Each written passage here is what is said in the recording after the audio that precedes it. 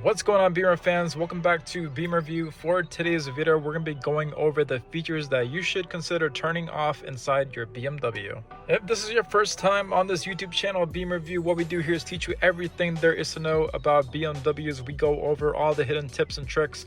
So do yourself a favor and subscribe if you want to learn everything there is to know about your BMW.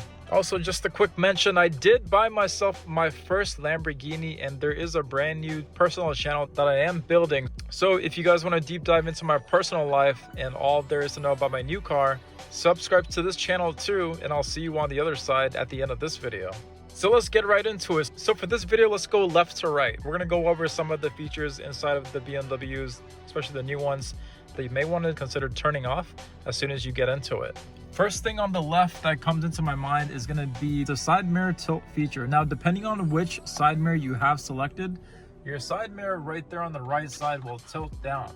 So for this vehicle, if I have my left side mirror here selected, which is going to be this one, and if I go into reverse, what's going to happen is that you're going to see that side mirror there tilt all the way down. You can see that is going all the way down. What this is used for is to help you parallel park. So that way you can see exactly where the curb is, making parallel parking that much more easy.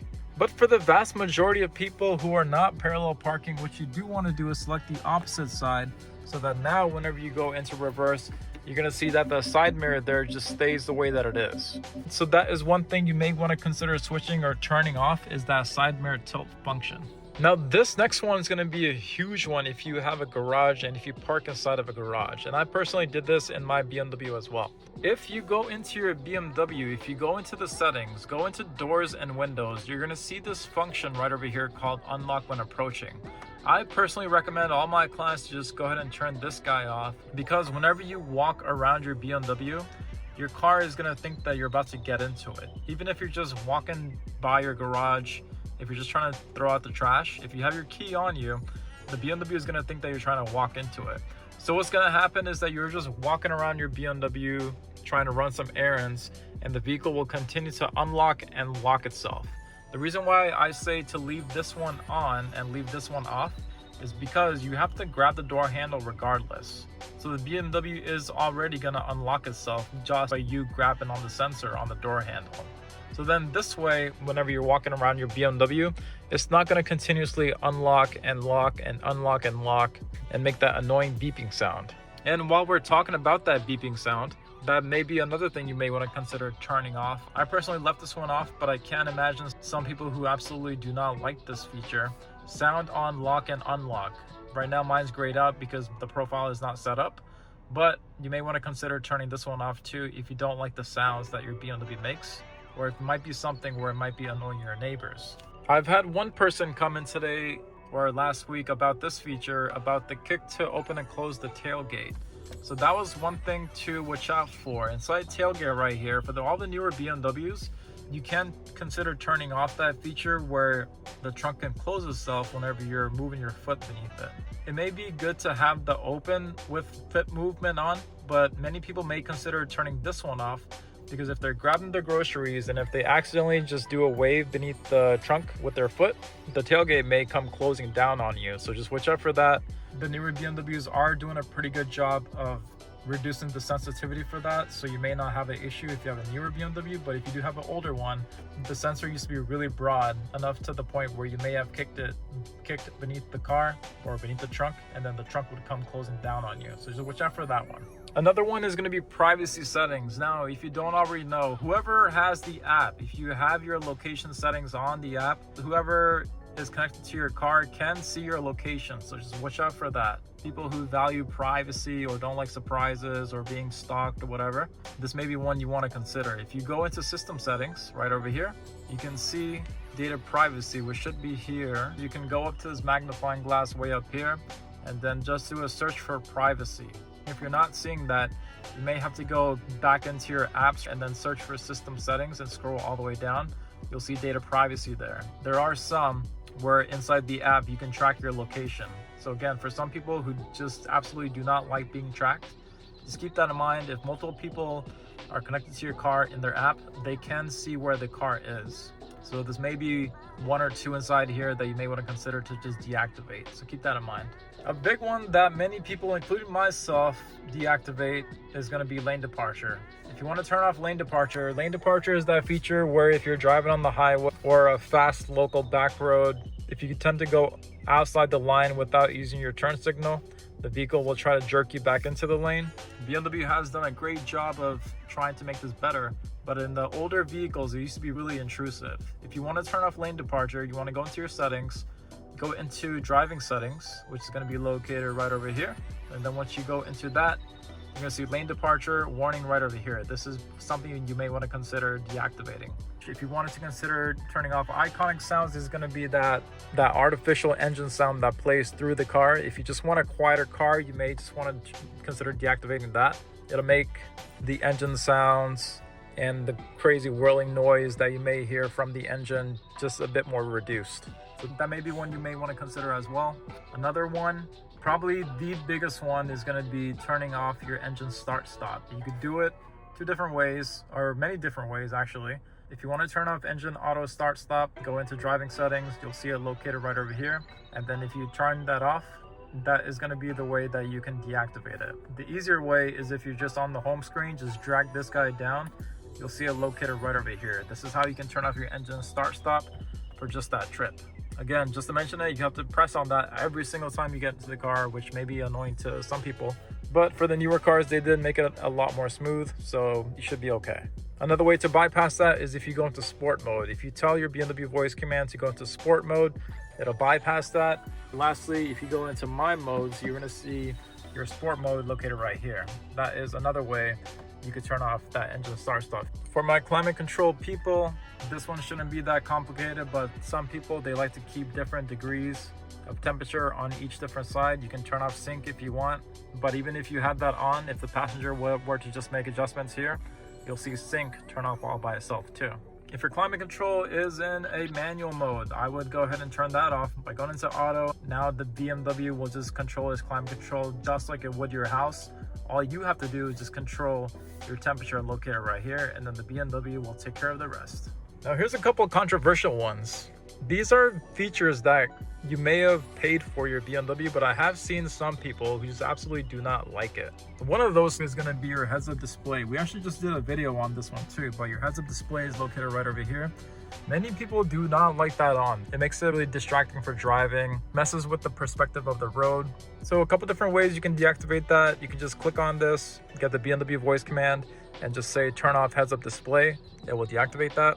For some BMWs, once you have your ID set up, you can drag this down, and then there might be a good chance you may see heads-up display turn off right over here. For other people, you can program the on and off switch for your heads-up display too. If you go to displays, and then you'll see the option to add it to a shortcut. And then if you want to turn off your heads-up display, just drag your shortcuts down and then click on heads-up display off. Another one is going to be gesture control. I do feel that the newer cars are starting to get rid of gesture control, but a good way to tell if your BMW has gesture control or not is in this section right over here. You'll see a black screen. That black screen is where the sensor is for gesture control. If you are somebody who talks a lot with their hands, you're going to hear a ton of beeping noises, and then your radio is going to magically start switching stations and all that stuff. So if your BMW has gesture control, if you talk a lot with your hands, it's going to get really annoying. So if you want to turn off gesture control, you can just go into here, you can go into your search box and then just search for gesture control. This BMW obviously doesn't have it, so we're not going to see it, but you could go into your settings, search for gesture control, and then you could deactivate that as well. This next one is a bit of a newer one for the X1s, X2s, X3s, any vehicle with the iDrive 9 that we see here. If you go into your seating comfort icon located right here, and then if you go select your driver tab right over here and then go into your settings, you're going to see this one thing called automatically use seat position. Say for example, you already have your profile set, you already have your seating assignment set up, and then say for example, if you make adjustments to your seat, like going all the way back, and then you get out your car, whenever you come back into your car, your seat is going to stay like this, and then you may be in a situation where you have to push and hold on the number 1 to have your seat go back. If you turn this guy off, then whenever you come back into your car, it's going to revert back to that number 1 position all by itself. You don't have to do this. If there's multiple profiles set up, the BMW will know which key is used to unlock the car, and then whoever's profile is getting into the car, it'll just adjust the seat according to whatever was saved last. Newer BMWs have the option to turn off your wireless charger. If you are somebody who does like to place their phone here, but not necessarily charge the phone, if your phone has a phone case that blocks the charger right here to charge your phone, you may just want to consider turning off your wireless charger to prevent your phone from overheating. If you want to turn off your wireless charger, just go into settings, go into wireless charging tray right over here. You can actually deactivate your wireless charger as well. I personally love BMWs, but some vehicles have wireless chargers that are pretty slow. It is a fault on the iPhone side of things because they do make the wireless charging on the iPhone side a bit more slow as well. Not so much BMW's problem, but some wireless chargers can get a little bit hot. I personally keep a magnet piece behind my phone case, so for me there's no point for a wireless charger. I also love USB-C cords right here, or USB-C ports, because they do charge your phone faster than the wireless charger would anyway. So I prefer to just use my USB-C cords to charge my phone instead. Another one you're gonna see is the interior motion detector. All BMWs have interior motion detectors that are on by default. So if you leave a child or your pet inside of the car, and if it begins to move around, the alarm of the vehicle is gonna start blaring, and then you're gonna have to run to your car and then go ahead and try to unlock the car and then lock it again. But there is a way, BMW did make it a way where you can deactivate that motion detector alarm session by session.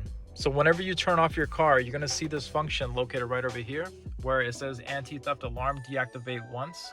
That is what you can push on to deactivate the interior motion detector so that your pet inside the car won't activate it and the alarm of the vehicle won't start. That's one way to do it. The other way to do it is from the key fob itself. If you push on the BMW logo, which is how you lock the car, if you push on it twice, you'll notice that the interior motion detector has also turned off as well. You may even see the light right up here blink and hold red.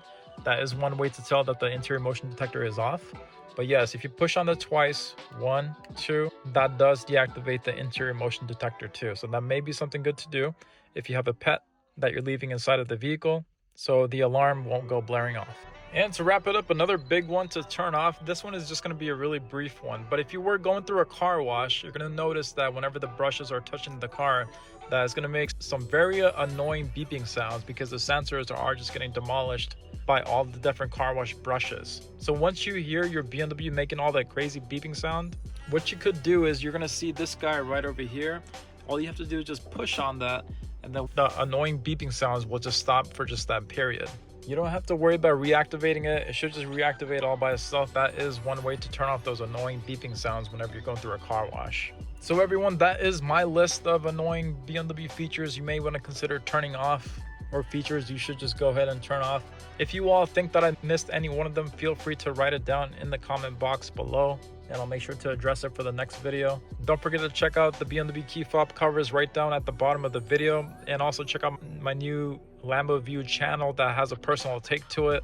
The links for both of those are going to be right down below. Again, I am responding back to every single comment, so make sure you all ask away any different questions you may have right down below. Thank you all for watching. Take care, have a great day, and I will see everyone for the next one. Don't forget to subscribe.